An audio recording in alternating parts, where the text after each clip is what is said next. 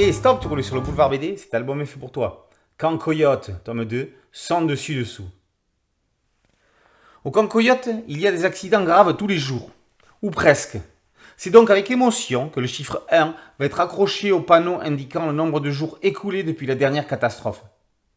Rassurez-vous, ou pas, ça ne va pas durer.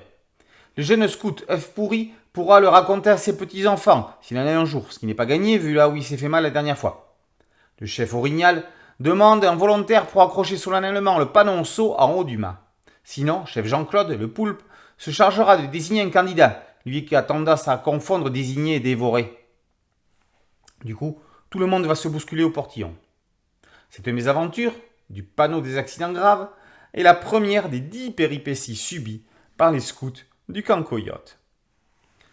On connaissait la patrouille des castors et plus récemment celle du faucon. Il y a aussi eu celle des libellus, le plus trash. Les scouts du Camp Coyote renouvellent le genre dans une ambiance, décomplexée. Tous les coups sont permis, surtout ceux qu'ils se prennent sur la tête.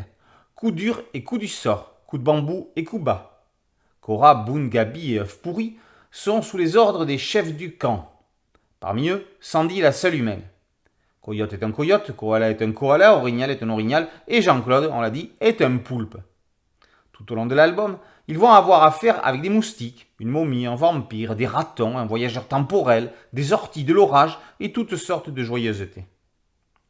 Marc Dubuisson n'épargne rien à ses petits héros. Les enfants de South Park auraient très bien pu se trouver dans ce camp scout, ou les scouts dans l'école de la ville américaine. Si South Park est trash et grossier, Camp Coyote est parfois trash mais jamais grossier.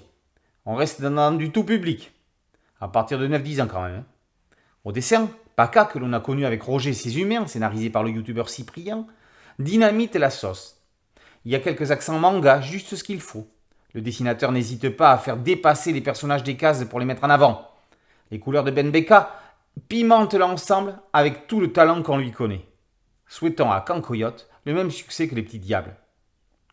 Camp Coyote est réalisé par un trio de sales gosses qui donne un grand coup de pied dans la fourmilière de la BD humoristique. Ils mettent le foutoir chez Albert Michel pour notre plus grand plaisir. Camp Coyote, tome 2 sans dessus-dessous par Dubuisson, Paca et Ben Beka est paru aux éditions Albert Michel. Boulevard BD, c'est un podcast audio, un site dédié et une chaîne YouTube. Merci de liker, de partager et de vous abonner. A très bientôt sur Boulevard BD. Ciao.